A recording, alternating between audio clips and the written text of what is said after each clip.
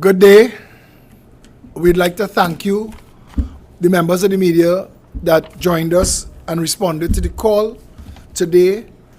The Progressive Empowerment Party is responding to statements made by former Commissioner of Police Gary Griffith when he said that the Prime Minister of the Republic offered him an inducement of $45 million to go after political opponents.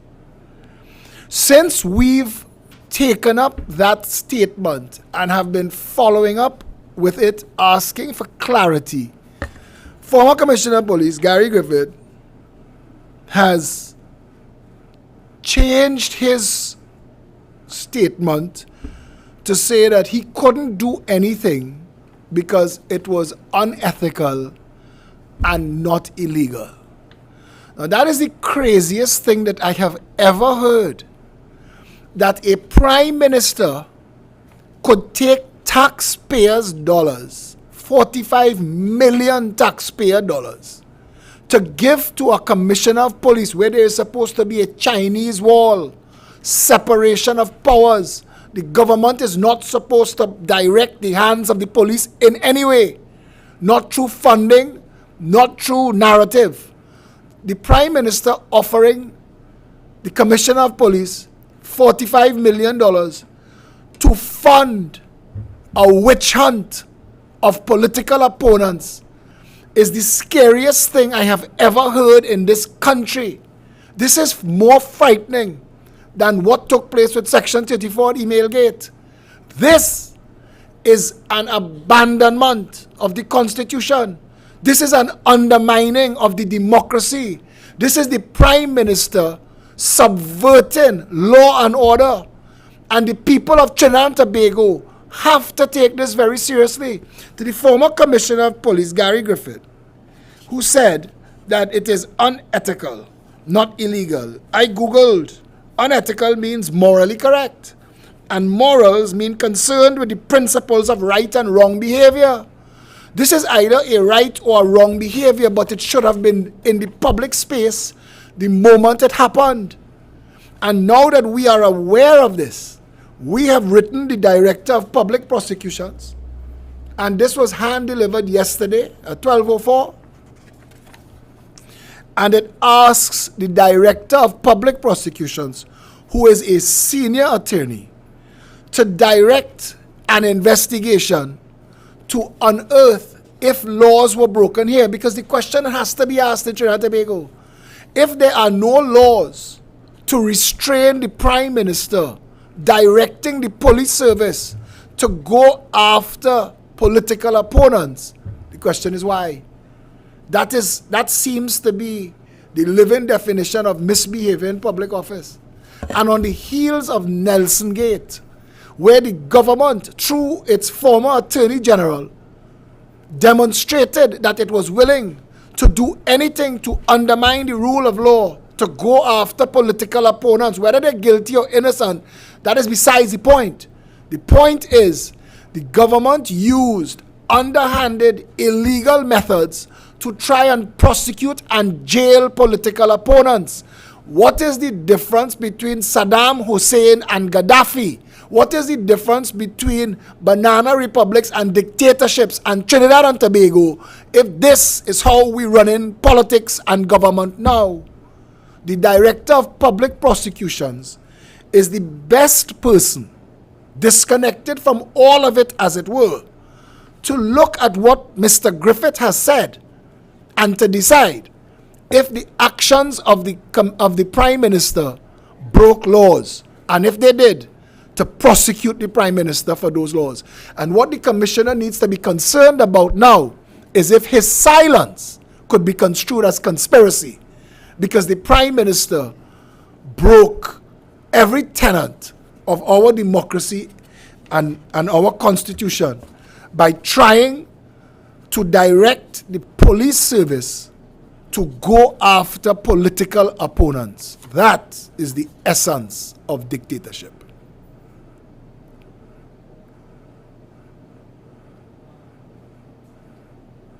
And that's it for me. You have anything to add? Yes, just that, I mean, apart from being the chairman of this organization, I think I also represent aging millennial population and to a lesser extent a Gen Z population who wants even less to do with politics. Just the frustration over what seems to be the repetitive bus-a-mark politics that we have in this country. I supported Gary as a commissioner of police, but hearing now after the facts, now that he is a political contender in the race, hearing now of what are, like Philip said, damning allegations of what is misbehavior in public office, hearing it now and not when it happened, just takes us all the way back to email gates and every other time we have heard a politician bust a mark in this country, but hear nothing come as a result of it. And we, the population, are left wondering, okay, so what is the point of this information if, as he's saying, it's so damnable, but nothing can come or happen out of it? You're saying that it's not a criminal act, it's an ethical act, an issue of ethics in this case. So weren't your ethics bothered by the fact that the prime minister of a country can come to you as the head of the police service, as a man who's responsible for maintaining law and order, and bribe you in essence with $45 million? Your ethics and your morals weren't affected at that point. Why is it only now that you're no longer the commissioner of police, now that you are a political contender in the race, is it now that you are feeling a way about it? And if that's the case, we can see through that. We can see the fact that when it suited you, you said nothing. Now that it does not suit you, you're saying everything. You're all over the media talking. And again, nothing against the commissioner of police, but I am former commissioner of police, but I'm personally tired of this rhetoric. It seems to be coming from all sides of the political arm, except the Progressive Empowerment Party. And yes, this is the plug, because we are asking these questions. We are asking, why just bust a mark? Why not, as the then commissioner of police, why did you not do something? Why didn't you take action? Yeah, that's it. So, any questions? We could take some questions now.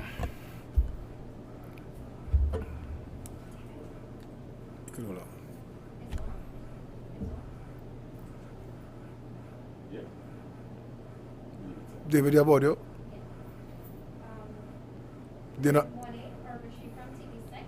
Yeah, you getting that? Yeah. Mr. Alexander, to you, in your perspective, is Gary Griffiths a credible source? I want to say yes. My problem is, as Ms. Holder just said, this is not something that you were supposed to sit on. If you're bringing it out in the public space now, you could have brought it out in the public space then. What is the purpose of bringing it into the public space now? Sensationalism? I don't understand. We found out also that the Prime Minister tried to induce the former Commissioner of Police into granting a friend of the Prime Minister a firearm dealer's license. That goes to the heart of all of the investigations into the former Commissioner of Police. Is it okay if the Prime Minister does it? These things it is coming across as an intrusion into the right operation of the state. Now, the allegation was that an inducement of $45 million was offered to chase after political opponents. Let's just say those political opponents are guilty of wrongdoing. They should be prosecuted to the fullest extent that the law allows. That is what we want in our Republic of Trinidad and Tobago. More than anything else, a republic is a nation ruled by law. That is what it's supposed to be.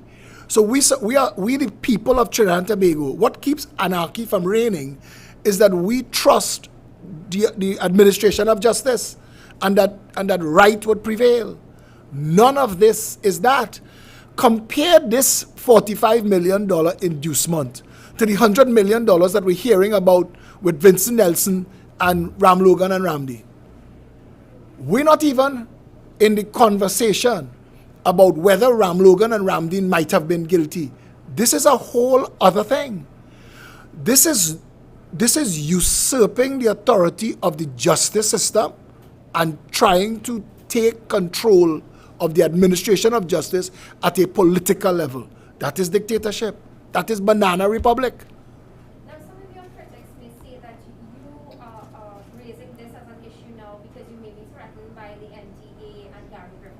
How would you respond? I would respond by calling for a debate with Gary Griffith and Michaela Pandey and David Abdullah and any other political party, including the PNM and the UNC, and let the public see who should be threatened. Let the public hear for themselves who are capable, functional politicians who have vision for the country, whose parties have structure, because at the end of the day, the Progressive Empowerment Party has built a machinery throughout the country. We have shadow MPs. On the 19th of November, we're launching more shadow MPs so that we would be ready for whenever an election is called, especially now that there is no local government election. Everybody's anticipating that there may be a snap election, and we are ready for that. I don't believe that the NTA is ready for any of this. I think the NTA is a vehicle set up to help Gary strong-arm himself back into the Commissioner of Police chair. Building a political party is a lot more than going EBC and registering 3 letters. It's a lot of work. Mr. Alexander Jasmine Zara, Trinidad Express. I mean, for years you've heard that nothing is being done about past governments' allegations of corruption and so on and so forth. I mean, Gary Griffith termed this thing, his allegation, as an inducement. But could it be seen as funding to finally bring political miscreants to court using taxpayers' money? That is the purpose of the Trinidad and Tobago Police Service. That is not, as Ms. Holder just said, a mark to bus. You don't say, the Prime Minister gave us money so we could buy potatoes and rice to feed the men and women of the police service. That is the natural operations of the Trinidad and Tobago Police Service. If you are revealing to the public funding being made available for a specific purpose, that is different, because the political directorate is not supposed to be able to direct the police service. That is what the separation of powers are for. That the police service is supposed to say that we need $500 million to operate. Whether it be, and it is the remit of the justice system, of the DPP, of the police service to identify where wrong has been done and crimes have been committed, and to use the funds available to them for that. Gary Griffith has said that he requested money for engineers to go after AV oil. All of that we are now hearing. Why are we now hearing it? This is my big problem with this. The fact that Gary is now trying to walk back his allegations and accusations. Now that we've raised it in the public space, he's getting on frantic and trying to make it and downplay it. Then what was the point of it? And I believe that now that it is out here, the Director of Public Prosecutions is the best person to tell us if wrong was committed at the highest level of this country.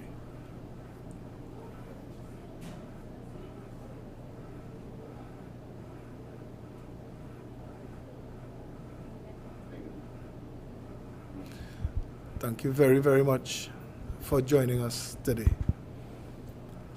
David?